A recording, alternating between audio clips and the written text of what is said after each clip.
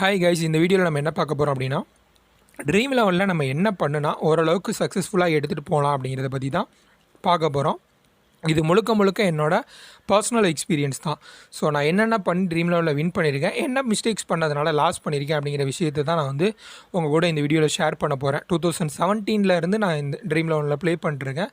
So ஓரளவுக்கு earning தரக்கூடிய ஒரு பிளாட்ஃபார்மாக நான் மாற்றி வச்சுருக்கேன். ஸோ அதுக்கு என்னென்ன விஷயங்கள் நான் பண்ணியிருக்கேன், ஸோ என்னென்னலாம் லேர்ன் பண்ணியிருக்கேன் ட்ரீம் லெவலில் இருந்து அப்படிங்கிறத மட்டும்தான் நான் ஷேர் பண்ண போகிறேன். ஸோ நான் இதில் சொல்லக்கூடிய விஷயங்கள் ஒரு சில பேருக்கு ஆல்ரெடி தெரிஞ்சிருக்கலாம், அண்ட் தெரியாதவங்களுக்கு டெஃபினட்டாக இதிலேருந்து ஒரு ஐடியா கிடைக்கும் அப்படின்னு நான் பிலீவ் பண்ணுறேன். ஸோ உங்களுக்கு இதில் நான் சொல்லக்கூடிய விஷயங்களை விட அடிஷ்னலாக ஏதாவது இன்ஃபர்மேஷன் தெரிஞ்சிருந்தது அப்படின்னா நீங்கள் அதை கீழே இந்த வீடியோ கீழே கமெண்ட் செக்ஷனில் போஸ்ட் பண்ணுங்கள். அதை பார்த்து நானும் தெரிஞ்சுக்கிறேன், மற்றவங்களும் வந்து அதை வந்து தெரிஞ்சுக்கிறதுக்கான ஒரு வாய்ப்பாக இருக்கும். ஸோ உங்களுக்கு எக்ஸ்ட்ரா ஏதாவது இன்ஃபர்மேஷன் தெரிஞ்சிருந்தது அப்படின்னா கண்டிப்பாக நீங்கள் அதை கமெண்ட் செக்ஷனில் போஸ்ட் பண்ணலாம். ஸோ ஓகே, இந்த வீடியோவில் நம்ம என்னென்ன பார்க்க போகிறோம் அப்படிங்கிறத வந்து ஃபஸ்ட்டு சொல்லிடுறேன். ட்ரீம் லெவலில் நம்ம வந்து வின் பண்ணி ஓரளவுக்கு சக்ஸஸ்ஃபுல்லாக எடுத்துகிட்டு போனோம் அப்படின்னா என்ன விஷயங்கள் பண்ணலாம், என்ன பண்ணக்கூடாது அப்படிங்கிறத ஜஸ்ட் ஒரு சின்ன கான்செப்டாக பார்க்க போகிறோம். அதுக்கப்புறம் வந்து நிறைய பேர் கேட்கக்கூடிய கொஸ்டின் வந்து ட்ரீம் லெவலில் ஸ்மால் லீக் பெஸ்ட்டாக, கிராண்ட் லீக் பெஸ்ட்டாக அப்படின்னு சொல்லிட்டு, கிராண்ட் லீக் விளாட்றது பெட்டரா இல்லை ஸ்மால் லீக் விளாட்றது பெட்டரான்னு கேட்குறாங்க. ஸோ அதுக்கு எனக்கு தெரிஞ்ச விஷயத்தை ஷேர் பண்ண போகிறேன். அண்டு மோஸ்ட் காமனாக ஒரு 2 கொஸ்டின் அடிக்கடி நான் ரிப்பீட் ஆகிறத பார்த்துருக்கேன். என் டைம் நிறைய பேர் ஃபஸ்ட் நாளாக கேட்டிருக்காங்க. ஸோ அதுக்கு எனக்கு தெரிஞ்ச ஆன்சரை ஷேர் பண்ணுறேன். அண்ட் கிராண்ட் லீக், ஸோ இது நிறைய பேரோட ட்ரீமாக இருக்குது. நிறைய பேர் வந்து தொடர்ந்து வந்து கேட்கக்கூடிய ஒரு கொஸ்டினாக இருக்குது. ஸோ கிராண்ட் லீக் வின் பண்ணணும் அப்படின்னா எந்த மாதிரி ஓரளவுக்கு ப்ரிடிக்ட் பண்ணால் ஓரளவுக்கு நம்ம க்ளோஸாக போகலாம் அப்படிங்கிறத சொல்கிறேன். நான் ஓரளவுக்கு சக்ஸஸ் பார்த்துருக்கேன், அதை வச்சு நான் அந்த விஷயத்தையும் நான் உங்கள் கூட ஷேர் பண்ணிக்கிறேன். ஸோ இந்த ஒரு 4 டாபிக் தான் இந்த வீடியோவில் நம்ம வந்து பார்க்க போகிறோம். அண்ட் இந்த வீடியோக்குள்ளே போகிறதுக்கு முன்னாடி நீங்கள் நம்மளுடைய டெலிகிராம் சேனலில் ஜாயின் பண்ணலை அப்படின்னா ஜாயின் பண்ணிக்கோங்க. ஏன்னா நம்ம யூடியூப்பில் ப்ரிடிக்ஷன்ஸ் வீடியோ போடுறதோட டெலிகிராம் சேனல்லையும் மேட்ச் டைமில் நிறைய அப்டேட்ஸ் கொடுத்துட்ருக்கோம். ஸோ அது உங்களுக்கு கண்டிப்பாக யூஸ்ஃபுல்லாக இருக்கும் அப்படின்னு நினச்சிங்க அப்படின்னா ஜாயின் பண்ணிக்கோங்க. டெலிகிராம் சேனல் ஜாயின் பண்ணுறதுக்கான லிங்க் வந்து இந்த வீடியோக்கில் டிஸ்கிரிப்ஷனில் கொடுத்துருக்கேன். அப்படி இல்லைனா விகே ஃபேண்டசி டீம்ஸ் அப்படின்னு சொல்லிட்டு நேமை கொடுத்து சர்ச் பண்ணி கூட நீங்கள் ஜாயின் பண்ணிக்கலாம். ஓகே, ஃபஸ்ட்டு நம்ம இதில் பார்க்க போகிறது என்ன அப்படின்னா, ட்ரீம் லெவலில் நம்ம வந்து வின் பண்ணணும், சக்ஸஸ்ஃபுல்லாக கொண்டு போகணும் அப்படின்னா நம்ம என்ன பண்ணணும், என்ன பண்ணக்கூடாது. ஃபஸ்ட்டு நான் ஸ்டார்ட் பண்ண போகிறது என்ன பண்ணக்கூடாது அப்படின்னு தான். நெகட்டிவாக ஸ்டார்ட் பண்ணுறேன் அப்படின்னு நினைக்க வேணாம். ட்ரீம் லெவலில் வந்து ஒரு பாசிட்டிவ் சைடு, ஒரு வின் அப்படின்னு ஒன்று இருக்குது அப்படின்னா ஒரு டார்க் சைடு லாஸ் அப்படிங்கிறதும் இருக்குது. ஸோ டெஃபினட்டாக அதை நம்ம எல்லாருமே அண்டர்ஸ்டாண்ட் பண்ணிக்கணும். லாஸை நம்ம முடிஞ்ச அளவுக்கு எவ்வளோ கட் பண்ணுறோமோ அந்த அளவுக்கு நம்மளுடைய winning percentage and winning amount இது ஏறும். ஸோ அந்த நம்ம லாஸை அவாய்ட் பண்ணணும் அப்படின்னா நம்ம என்ன பண்ணணும் அப்படிங்கிறத நான் ஃபஸ்ட்டு சொல்லிடுறேன். ஸோ நீங்கள் ட்ரீம் லெவலில் பண்ணக்கூடிய ஒரு பெரிய மிஸ்டேக்ஸ் நிறைய பேர் நான் பார்த்துருக்கேன். ஸோ பண்ணக்கூடிய மிஸ்டேக் என்ன அப்படின்னா, ட்ரீம் லெவன் ஷெடியூல், அவங்க ட்ரீம் லெவனில் கொடுக்கக்கூடிய மேட்சஸ் எல்லாமே ப்ளே பண்ணணும் அப்படின்னு பார்ப்பாங்க. ஸோ அது உதாரணத்துக்கு வந்து இப்போ ட்ரீம் லெவனில் வந்து ஒரு நாளைக்கு ஒரு 15 மேட்ச், கிரிக்கெட் செக்ஷனில் மட்டும் சொல்கிறேன், ஒரு 15 மேட்ச் இருக்குது அப்படின்னா அதில் குறைஞ்சது ஒரு 12-13 மேட்சாவது ப்ளே பண்ணணும் அப்படின்னு பார்ப்பாங்க. ஸோ அப்படி பண்ணுறது வந்து ஒரு பெரிய மிஸ்டேக். ஸோ அது பண்ணுறதுனால எண்ட் ஆஃப் தி டே நமக்கு வந்து லாஸ்ட்டில் தான் முடியும். ஸோ 12-13 மேட்ச் ஒரு நாளைக்கு அப்படின்னா டெஃபினட்டாக அது வந்து ஆப்வியஸாக யாராலையுமே வந்து அது ப்ளே பண்ண முடியாது. ஒரு நீங்கள் எந்த இடத்துலையாவது மிஸ்டேக் பண்ணுவீங்க. கண்டிப்பாக வந்து உங்களால் ஒரு டெப்த்தாக அனலைஸ் பண்ணி நீங்கள் அந்த மேட்சை போடுறதுக்கான பாசிபிலிட்டிஸ் ரொம்ப ரொம்ப கம்மி. அண்ட் நீங்கள் அது ஒரு 12 மேட்ச் ப்ளே பண்ணி ஒரு 3 மேட்ச் நீங்கள் வின் பண்ணீங்க அப்படின்னா உங்களுக்கு பெருசாக ப்ராஃபிட்டும் இருக்காது. ஸோ இந்த ஒரு மிஸ்டேக் அவாய்ட் பண்ணிக்கோங்க. அண்ட் ரெண்டாவது என்ன பண்ணக்கூடாது அப்படின்னு பார்த்தீங்கன்னா, மற்றவங்களுடைய வின்னிங்ஸையோ இல்லை ஸ்க்ரீன்ஷாட் இது எல்லாமே பார்த்து நீங்கள் வந்து டெம்ப்ட் ஆக வேண்டாம். ஸோ ஒருத்தவங்க வந்து பெருசாக வின் பண்ணியிருக்காங்க, ஸ்மால் லீக்லேயோ இல்லை கிராண்ட் லீக்லேயோ வின் பண்ணியிருக்காங்க அப்படின்னா நம்மளும் வந்து அப்படியே போட்டு வின் பண்ணிடலாம் அப்படிங்கிற மாதிரி வந்து நீங்கள் டெம்ப்ட் ஆக வேணாம். இல்லை இந்த மாதிரி போட்டால் நம்மளும் வின் பண்ணலாம் அப்படின்னு சொல்லிட்டு வந்து நீங்கள் ஹோப்பும் வைக்கக்கூடாது. சம்டைம்ஸ் உங்களுக்கு லக் இருக்கோ, போடுவாங்க, வின் பண்ணுவாங்க. நம்மளால் எவ்வளோ அஃபோர்ட் பண்ண முடியும், ஸோ அதுக்கேற்ற மாதிரி ப்ளே பண்ணணும். எதுக்காக சொல்கிறேன் அப்படின்னா, ஒன்ஸ் நீங்கள் லாஸ் பண்ணிட்டீங்க அப்படின்னா அதுக்கப்புறம் உங்கள் மைண்ட் எல்லாமே அந்த அமௌண்ட்டை ரெக்கவர் பண்ணணும் அப்படிங்கிற மாதிரி மைண்ட் செட்டில் மட்டும்தான் இருக்குமே தவிர, ட்ரீம் 11 ஜஸ்ட் ஒரு ஃபன்னுக்காக ப்ளே பண்ணுவோம், நமக்கு வர்ற ப்ராஃபிட்டை எடுத்துக்குவோம் அப்படிங்கிற மாதிரி மைண்ட் செட்டில் இருக்காது. ஒரு பெரிய அமௌண்ட் நீங்கள் லாஸ் பண்ணிட்டீங்க அப்படின்னா அதுக்கப்புறம் நீங்கள் போடக்கூடிய எல்லா மேட்சுமே அந்த அமௌண்ட்டை எப்படியாவது ரெக்கவர் பண்ணிடணும் அப்படிங்கிற மாதிரி மைண்ட் செட்டில் தான் நீங்கள் போயிட்டே இருக்குமே தவிர உங்களுக்கு வந்து வின்னிங்ஸ் எடுக்கணும் அப்படிங்கிற மாதிரி மைண்ட் செட் வராது. ஸோ இதுக்காக தான் நான் வந்து இந்த 2 விஷயத்தை அவாய்ட் பண்ண சொல்கிறேன். ஸோ என்ன பண்ணணும் அப்படின்னு பார்த்தீங்கன்னா, என்ன பண்ணக்கூடாது அப்படின்னு சொன்ன விஷயத்தில் என்ன பண்ணணும் அப்படிங்கிறதையும் வந்திருக்கும். ட்ரீம் லெவனில் நிறைய மேட்சஸ் ப்ளே பண்ண வேணாம் அப்படின்னு சொன்னேன். ஸோ அதுக்கு ரிப்பீட் செலக்டட் மேட்சஸ் ப்ளே பண்ணணும் மார்னிங் எழுந்திரிச்சோன்னா. ஸோ இந்த மேட்செல்லாம் எனக்கு தெரியும். ஸோ இதை பற்றி நான் இன்றைக்கி வந்து ஸ்டாட்ஸ் எடுக்க போகிறேன். ஸோ இந்த 3 மேட்ச் நான் ப்ளே பண்ண போகிறேன். ஒரு 3 மேட்ச் இல்லாட்டி 4 மேட்ச், இதில் 2 மேட்ச் நான் வின் பண்ணேன் அப்படின்னா எனக்கு ப்ராஃபிட் கிடச்சிரும். எண்ட் ஆஃப் தி டே நான் ஒரு ப்ராஃபிட்டோட அன்றைக்கி டேயை ஃபினிஷ் பண்ணிக்கிறேன். ஸோ அப்படிங்கிற மாதிரி நீங்கள் வந்து ஒரு பேட்டர்ன் வச்சுக்கலாம். அதுக்கடுத்த விஷயம் என்ன அப்படின்னு பார்த்தீங்கன்னா, நீங்கள் உங்களுக்கான ஒரு இன்வெஸ்ட்மெண்ட் பேட்டர்னை வந்து நீங்கள் வந்து வச்சுக்கோங்க. ஸோ இப்போ வந்து உதாரணத்துக்கு உங்களால் எவ்வளோ ஒரு மேட்ச்சுக்கு ஒரு ₹50 உங்களால் இன்வெஸ்ட் பண்ண முடியும் அப்படின்னாலும் அதுக்கேற்ற மாதிரி நீங்கள் ஒரு 10 மேட்ச்சுக்கு உங்களுடைய இன்வெஸ்ட்மெண்ட் பேட்டர்னை நீங்கள் வந்து செலக்ட் பண்ணி வச்சுக்கோங்க. ஸோ இந்த மாதிரி வச்சுக்கிட்டீங்க அப்படின்னா நீங்கள் இந்த 10ல் வந்து ஒரு 4 மேட்ச் 5 மேட்ச் அந்த மாதிரி நீங்கள் வின் பண்ணும்பொழுது உங்களுக்கான ப்ராஃபிட் வந்து வந்துடும். ஸோ இதை நீங்கள் வந்து ஃபாலோ பண்ணுங்கள். முடிஞ்ச அளவுக்கு ஒரே மேட்ச்சில் எல்லா அமௌண்ட்டையும் இன்வெஸ்ட் பண்ணுறத அவாய்ட் பண்ணிவிட்டு ஒரு 10 மேட்ச் ப்ளே பண்ண போகிறேன், சில ஒரு 15 மேட்ச் நெக்ஸ்ட்டு ப்ளே பண்ண போகிறேன் அப்படிங்கிற மாதிரி நீங்கள் வந்து உங்களுக்குள்ளேயே வந்து ஒரு இன்வெஸ்ட்மெண்ட் பேட்டர்னை வந்து நீங்கள் வந்து வச்சுக்கோங்க. ஸோ இது வந்து ஒரு பெஸ்ட்டான ஒரு ஆப்ஷனாக இருக்கும். ஸோ 3வது விஷயம் என்ன அப்படின்னு பார்த்தீங்கன்னா, நிறைய விஷயங்கள் வந்து எடுங்க. ஸோ நிறைய விஷயங்கள் மீன்ஸ் வந்து இப்போ நம்ம வந்து ஒரு வீடியோ போடுறோம். ஸோ அதில் வந்து ஒரு பிளேயர்ஸை பற்றி இன்ஃபர்மேஷன் சொல்கிறோம். ஸோ அதிலேருந்து நீங்கள் எடுக்கிறீங்க. ஸோ ஒரு வெப்சைட்டில் இருக்கும் ஒரு விஷயங்கள். ஸோ இந்த பிளேயர் எப்படி பெர்ஃபார்ம் பண்ணியிருக்காங்க, இது தவிர நீங்கள் மேட்ச் லைவாக பார்த்துருப்பீங்க ப்ரீவியஸாக அந்த டீம் ஆடின மேட்சஸ்ஸு. ஸோ அதிலேருந்து ஸ்டாட்ஸ் எடுக்கிற ஒரு பிச் ரிப்போர்ட் எடுக்கிற. ஸோ இந்த மாதிரி நிறைய விஷயங்கள் நீங்கள் கேதர் பண்ணிகிட்டே இருங்க. ஓனாக நாலேஜ் க்ரியேட் பண்ணிங்க அப்படின்னா மட்டும்தான் உங்களால் வந்து ட்ரீம் 11ல் லாங் டைம் சர்வை பண்ண முடியும். ஸோ நீங்கள் வந்து ஒரு மற்றவங்களோட டீமோ இல்லை வந்து ஏதாவது ஒரு யாராவது ஃப்ரீயாக கொடுக்குற டீம் இந்த மாதிரி வந்து நீங்கள் காப்பி பண்ணி போட்டிங்க அப்படின்னா லாங் டைமுக்கு உங்களால் வந்து ட்ரீம் 11ல் சர்வை பண்ண முடியாது. நீங்களாக ஓனாக நாலேஜ் க்ரியேட் பண்ணிட்டே இருந்தீங்க, ஓன் டீம் போட்டுகிட்டே இருந்தீங்க அப்படின்னா மட்டும்தான் நீங்கள் ஃபஸ்ட்டு லாஸ் பண்ணாலும் அதுக்கப்புறம் போக போக நீங்கள் வந்து வின் பண்ண முடியும் உங்களால். ஸோ இந்த மாதிரியான விஷயங்கள் வந்து ட்ரீம் 11 நம்ம வந்து ஃபாலோ பண்ணோம் அப்படின்னா டெஃபினட்டாக வந்து நம்ம ஓரளவுக்கு சக்ஸஸ்ஃபுல்லாக எடுத்துகிட்டு போகலாம். ஸோ 2வது question, so grand league versus small leagues, இதில் எது வந்து பெட்டர் அப்படிங்கிறது மாதிரி கேட்டிருக்காங்க. ஸோ இது ஒவ்வொருத்தவங்களோட மைண்ட் செட் பொறுத்து தான்.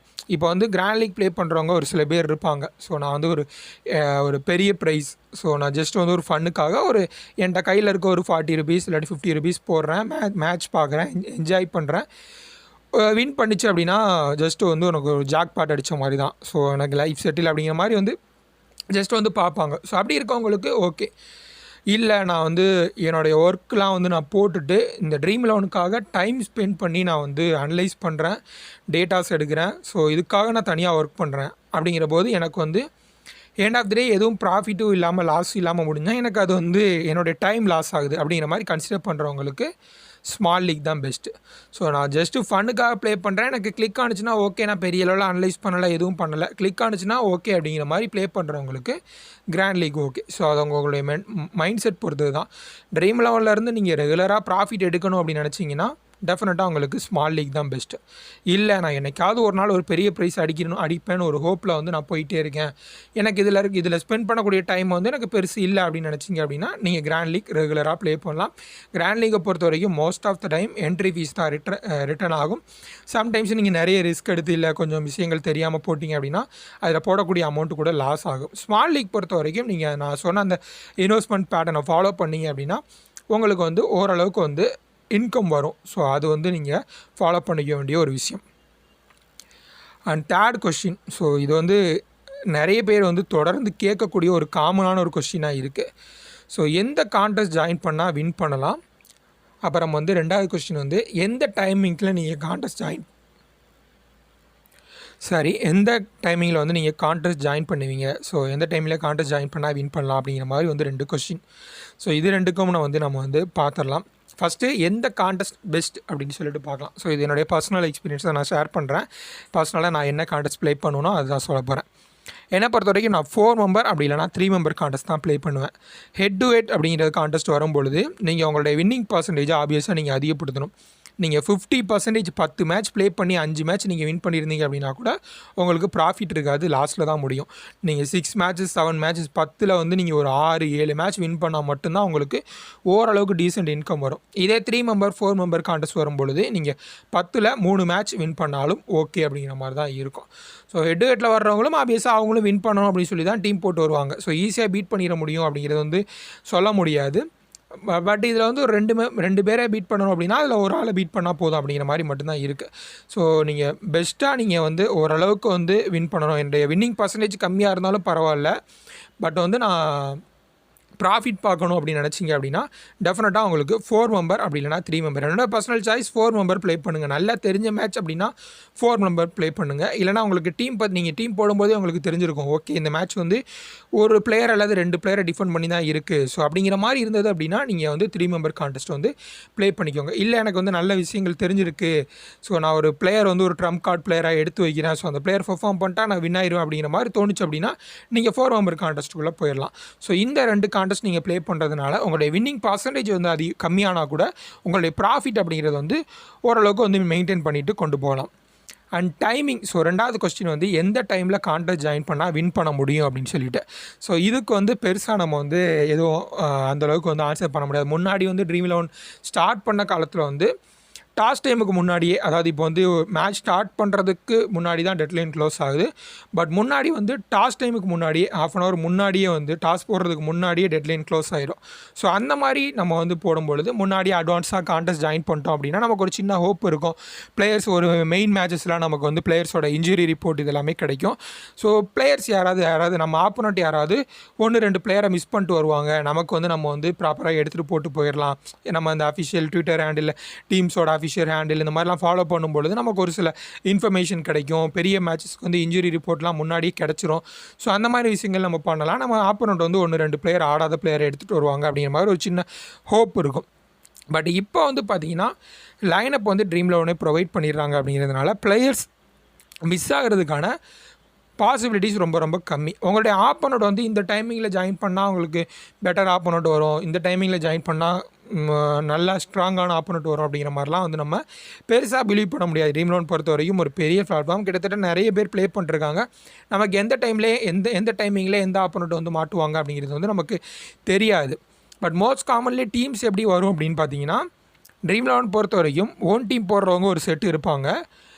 டெலிகிராம் சேனல்ஸ் ஃப்ரீயாக டெலிகிராம் சேனல்ஸ் கொடுக்கக்கூடிய டீம்ஸை அப்படியே காப்பி பண்ணி போடுறவங்க ஒரு சில பேர் ஒரு செட்டு இருப்பாங்க. அதே மாதிரி ப்ரைம் டீம்ஸ் அப்படின்னு சொல்லிட்டு கேள்விப்பட்டிருப்பீங்க. ஸோ அது போடுறவங்களும் இருப்பாங்க.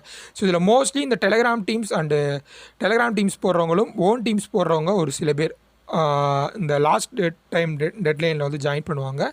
ப்ரைம் டீம் போடுறவங்க வந்து மோஸ்ட்லி கொஞ்சம் அட்வான்ஸாக கூட ஜாயின் பண்ணுறதுக்கான பாசிபிலிட்டி இருக்குது. ஸோ இது எனக்கு தெரிஞ்ச விஷயங்கள். பட் ஆப்வியஸாக தெரியல எந்தெந்த டைமிங்கில் ஜாயின் பண்ணுவாங்க அப்படின்னு சொல்லிட்டு. ஸோ டைமிங் பெருசாக நம்ம கன்சிடர் பண்ண வேண்டியதில்லை. உங்களுக்கு எந்த டைமிங்கில் கிளிக் ஆகுதோ நீங்கள் அதை வச்சு நீங்கள் வந்து ஜாயின் பண்ணிக்கலாம். ஸோ இந்த 2 கொஸ்டினுக்கு எனக்கு தெரிஞ்சது நான் ஷேர் பண்ணிட்டேன். கான்டெஸ்ட் பொறுத்த வரைக்கும் என்னை பொறுத்த வரைக்கும் பெஸ்ட்டான கான்டெஸ்ட் 4 மெம்பர் கான்டெஸ்ட். அதே மாதிரி டைமிங் பொறுத்த வரைக்கும் நீங்கள் அது உங்களுக்கு எந்த டைமிங்கில் ஜாயின் பண்ணால் கிளிக் ஆகுது அப்படின்னு தோணுதோ நீங்கள் அப்போ ஜாயின் பண்ணிக்கோங்க. பாசிபிளி நீங்கள் போய்ட்டு உங்கள் ஆப்போனட்டை செக் பண்ணிவிட்டு நீங்கள் ஜாயின் பண்ணுறதா இருந்துச்சுன்னா நீங்கள் கொஞ்சம் ஏர்லியாக ஜாயின் பண்ணுறது பெஸ்ட்டாக இருக்கும். நீங்கள் உங்கள் ஆப்போனட்டை ப்ரொஃபைலை கிளிக் பண்ணி பார்த்தீங்க அப்படின்னா உங்களுக்கு தெரியும். ஸோ உங்கள் ஆப்போனட்டோட வின்னிங் பர்சன்டேஜ் எப்படி ரீசெண்ட் மேட்சஸ் டீம் போட்டிருக்காங்க அப்படிங்கிறது எல்லாமே பார்த்துட்டு செக் பண்ணணும். அப்படின்னு செக் பண்ணிட்டு ஜாயின் பண்ணணும் அப்படின்னு வச்சிங்கன்னா நீங்கள் கொஞ்சம் ஏர்லியாக ஜாயின் பண்ணுறது பெட்டராக இருக்கும். Okay, final question. கிராண்ட் லீக்கில் வின் பண்ண முடியுமா? பாசிபிலிட்டி இருக்கா? என்ன பண்ணால் வின் பண்ணலாம்? ஓகே, இதுக்கு எனக்கு தெரிஞ்ச விஷயங்களை ஷேர் பண்ணுறேன். உடனே கிராண்ட் லீக் நீ வின் பண்ணியிருக்கியா அப்படின்னு கமெண்ட்டில் போஸ்ட் பண்ணிடாதீங்க. அதுக்கு ஆன்சர் கேட்டிங்க அப்படின்னா நான் ஆன்சர் வந்து நோ அப்படின்னு தான் சொல்லுவேன். இது வரைக்கும் நான் கிராண்ட் லீக் வின் பண்ணது கிடையாது. பட் ஆல்மோஸ்ட் அந்த செகண்ட் ரேங்க் அந்த மாதிரி வந்து செகண்ட் ரேங்க் தேர்ட் ரேங்க் அந்த மாதிரி வின் பண்ணியிருக்கேன். ஒரு 40 rupees போட்டு ஒரு 50,000 அந்த மாதிரி ரேஞ்செலாம் கூட வின் பண்ணியிருக்கேன். பட் அந்த ஃபஸ்ட் ப்ரைஸ் அப்படிங்கிறது டிக் பண்ணது இல்லை. ஸோ அதனால் அந்த கமெண்ட்டை கொஞ்சம் அவாய்ட் பண்ணிடுங்க. கிராண்ட் லீக் நீ வின் பண்ணியிருக்கியா ஃபஸ்ட்டு அப்படிங்கிற மாதிரி கேட்குறத கொஞ்சம் அவாய்ட் பண்ணிக்கோங்க. ஸோ எனக்கு தெரிஞ்ச விஷயத்தையே சொல்கிறேன். கிராண்ட் லீக் பொறுத்த வரைக்கும் நீங்கள் மோஸ்ட்லி வந்து எனக்கே கிளிக் ஆனதை நான் சொல்கிறேன்.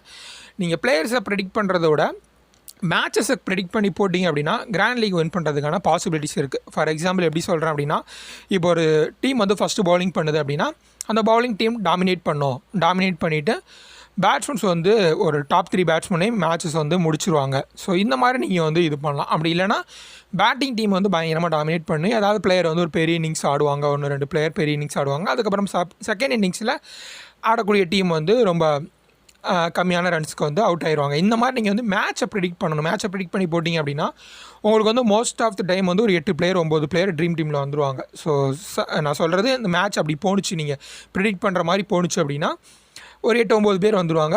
ரொம்ப லக்கியாக இருந்தோம் அப்படின்னா அந்த 11 பிளேயர் வர்றதுக்கான வாய்ப்புகள் இருக்குது. கிராண்ட் லீக்கை பொறுத்த வரைக்கும் ஃபஸ்ட்டு நீங்கள் தெரிஞ்சுக்கக்கூடிய விஷயம், அவங்க கொடுக்கக்கூடியது ஒரு பெரிய ப்ரைஸு. ஸோ அந்த பெரிய ப்ரைஸுக்கு ஏற்ற அளவுக்கு காம்படிஷனும் ஹெவியாக இருக்கும். ஸோ அது எல்லாமே நம்ம ஃபேஸ் பண்ணி வரணும். 11 பிளேயரும் ட்ரீம் டீமில் இருக்கணும், ப்ளஸ் வித் பர்ஃபெக்ட் ஆன சிவிசி காம்பினேஷனோட. ஸோ இது எவ்வளோ வந்து ஒரு டஃப்பான டாஸ்க் அப்படிங்கிறத புரிஞ்சுக்கோங்க. ஸோ இது வந்து கிராண்ட் லீக் அப்படிங்கிறது வந்து நிறைய பேரோட ட்ரீமு.